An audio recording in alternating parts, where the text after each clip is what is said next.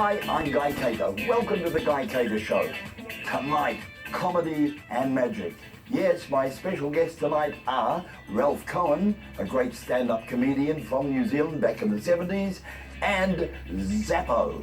That's Paul Bates, magician from Wellington. But my first guest tonight has just arrived from the Gold Coast. Let's welcome Ralph Cohen. Ralph. Hey, nice to see you. Oh, it's good to have you on. You have been one of my heroes for years because you were at the top of your game in New Zealand, probably a very best and well-known stand-up comedian.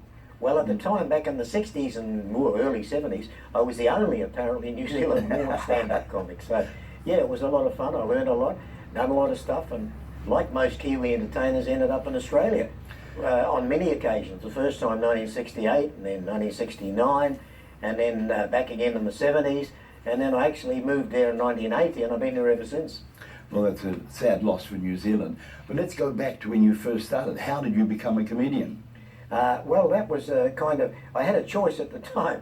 I was washing dishes. And there was a guy whose surname I can't remember, Bobby. He was cooking, and he was a singer, and I was an MC in the place called The Embers, a nightclub that Nick Villard used to run in Auckland, a little coffee club nightclub. And I'd be washing the dishes, and then it was showtime. So I'd have to dry my hands, put on a jacket, go out and introduce Bobby, who would stop cooking. So if you wanted something to eat, you were in trouble while he was on. And then the tour was to go back in the kitchen. And I had a choice. I remember thinking once when I was quite young, I can either be a singer or I can try and be a comedian. And I seem to have the ability, as you are aware, of talking a lot and able to make people laugh. So I picked comedy, one, because no one else was doing it at the time, and two, because I might be able to be a really good comedian, but I don't know if I could be a really good singer. So I the few times in my life that I've sung, professionally or on stage, have usually been comedy songs, Yes. Or have been songs that were more spoken than sung. And I just enjoyed getting involved in comedy in those days. It's very unusual for someone to decide, all right, I'll be a comedian. It didn't develop through your school days or teenage years? Well, I was always able to make people laugh. Yes. And I can remember at Mount Albert Grammar getting caned a couple of times for saying things in class at times when one shouldn't. So I guess it, yeah, well, you know, I don't know, but that I do remember thinking comedian or singer. And there was a lot of singers around at the time. A lot better than me, Ricky May, people like that, who I worked with a lot of here and in England and in Australia. And I just decided on comedy, and it kind of worked for me. Although most of the time in New Zealand I had to have another job too, like a day job, Yes. be it washing dishes or working in a bar or being a drink waiter, or later on doing promotion and publicity with people like Philip Warren, who I worked with for many, many years in different areas. Very funny story there, if you've got a moment. Definitely. You've already answered my next 7 questions anyway. Living in Mount Roskill, about 3 or 4 a.m. the phone rings, which is unusual. I pick it up, and it's an agent whose surname I can't remember. His first name was Charlie, lived in Las Vegas. And he said, "Ralph, I've been ringing Philip and I can't get him." I said, "No, he's overseas on holiday or doing some job or other." "Okay," he said, "look, I need a decision." I said, "What?" He said, "Ray Charles, the Raylettes, and the band." He said, "I can get them in Auckland for one night, $10,000 US, 2 shows, take it or leave it." And I said, "Well, I'll have to ring Wellington, where the directors of New Zealand Breweries, who own 50% of the company, and get Right. permission from them. I'm not permitted to spend that much money." And he said, "No, I need a decision now." I said, "Okay, book them." Wow, 'cause that's a lot of money back then. I know, oh yeah. Anyway, I rang Wellington and spoke to the 2 directors. One of them said, "Fantastic, I'll make sure I'm there on the night." And the other one said, "Who's Ray Charles?" Oh, no. This is a true story. Philip got back, I think, 1 or 2 days later, and he was absolutely rapt because he absolutely loved Ray Charles. And I can still see Philip sitting on the piano stool at Shoreline Cabaret next to Ray Charles, because he went up there and sat there. We've gone a bit fast, and I'm not sure if we've actually mentioned that Philip is Philip Warren. Philip Warren, yeah. Who owned the Asian Prestige clubs. Cabarets, Prestige That's Promotions right. originally, Yes. and then Prestige Cabarets, yeah. Often called the father of Diamond Lil as well. That's right, yeah. Yes. Well, he sort of created the monster from Marcus Craig that was Diamond Lil. But to me, you were the king. But I got to be honest with you, with a lot of the comics today, they don't tell jokes, which is something I kind of did. they do what I call situation comedy. Yes. They try and talk about themselves or their parents or their wives or their friends and create these situations. They also all use the F word and a lot of other words that we were not permitted to use in those days. Lenny Bruce, a famous American comedian from the 60s, got arrested in Sydney for using the F word on stage Yes. at Checkers Cabaret and kicked out of Australia. He got deported. Nowadays it's so common it's ridiculous. I've never really agreed with it because I think it's shock value, not clever. It's not funny, clever funny.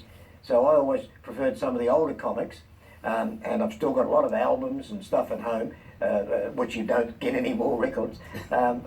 Shelley Berman, Bob Newhart, people like that. They did a lot of funny situation comedy and they did some gags.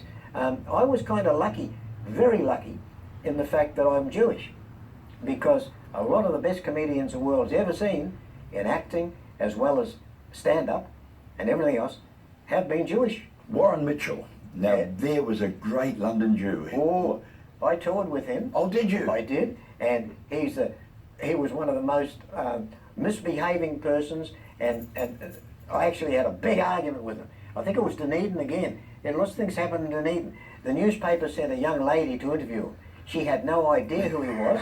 She'd never seen Till Death Do Us Part. No idea at all. And he ripped the shit out of her because she didn't know, and he thought he was a big star, Warren Mitchell, you see. And I actually, reporters really should do a little bit of a yeah, well, background. she should have done some background, yeah. But also, he embarrassed her. She was almost in tears, and I had to go at him for it. And we got on fine after that. Why is it, and this will sound very un-PC, that Jewish people seem to have an incredible humour? They make brilliant comedians. I know, and I can't really answer that 100%. I think it's everything in the history. My father loved telling jokes. He was a car dealer here in Auckland. Family was born in Scotland. I was the only Kiwi.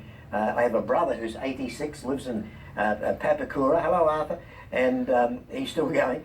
He loves to tell jokes, but he can't actually do it. They're not funny. Sorry, Arthur. Still has a Scottish accent. And he's been here since he was 9 years old. Wow. But my father used to love telling jokes. And I just grew up in a very, I think, happy family. My mother was Yes. a wonderful woman.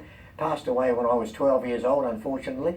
But she loved smiling and laughing, and it just became part of me. And then when I got involved in comedy, all of a sudden I'm discovering all of these people. Shelley Berman, Of course, was a brilliant. Jewish comedian in America who made famous originally with one-way telephone conversations. Yes. He was, and so many others. Jerry Lewis, Yes. of course. Lots of There are so today's many, thing. I think yeah. Adam Sandler's Jewish. Yes. Etc. Yeah.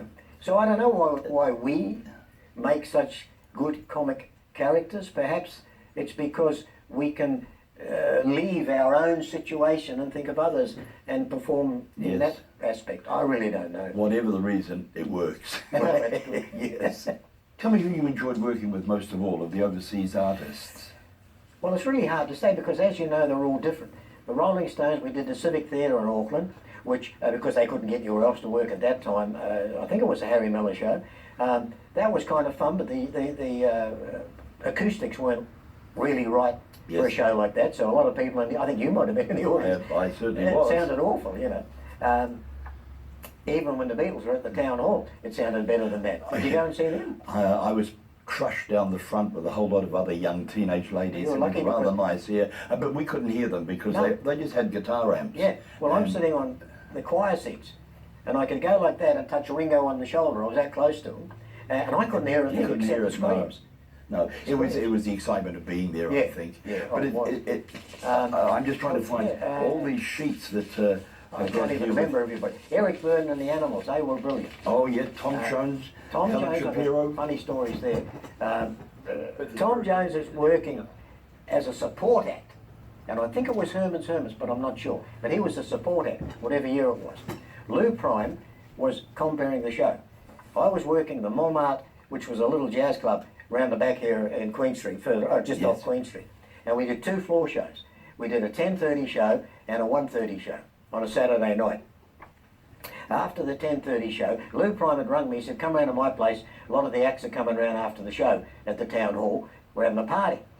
I'm going down the stairs of the Montmartre. I bump into 2 girls who were NAC, National Airway Corporation, hostesses, who I knew from Christchurch. I said, what are you doing? They said, well, we're trying to get in to see the next show. I said, well, come with me. I'm going to a party with a whole lot of entertainers and I'll bring you back here. We get over to Parnell, where Lou lived. We walked in. Oh, Ralph, yeah, I'd like you to meet Tom Jones. How do you do? How do you do? Well, never thought of another thing. I said to the girls, if you don't like the party, I've got to be back at the Montmartre at 1:15 to do the 1:30 show. Just let me know. I'll be leaving here like just after 1. I'm in the kitchen having a drink, talking to someone. I get a tap on the shoulder. I turn around, it's Tom Jones. He says, Ralph. I said, yeah. He said, the girls are telling me that you have to go into town to a club to do a show. He said, can Gordon and I, Gordon Mills was his manager, he said, can we come with you? He said, they're all too young here for us. Wow. And I said, well, you can, but there's one problem. He said, what's that? I said, I've got a Triumph Herald coupe. A 2-seater car with a little dicky seat behind it. So this is God's truth. There's me, Paul Jones, Gordon Mills, and the 2 air hostesses, all crammed into this car. And we came back into town. He enjoyed the show. I left him there about 3 a.m. and he was still there. Wow. Now it's 1969. I won't go through all of it, but I'll get to 1969. I'm in Sydney. Sunday nights in Sydney, all the entertainers everywhere used to go to the Mandarin Club. We'd have dinner and we'd all go downstairs where there was a little jazz trio quartet and everybody would be there, all the entertainers. I'm sitting having dinner with an Israeli singer opposite me. There's people behind me. I turn around like this for some reason and I said to the Israeli guy, who's that guy behind me? He looks awfully familiar. He went, yeah, he said, I know him too. He said, I can't think who it is.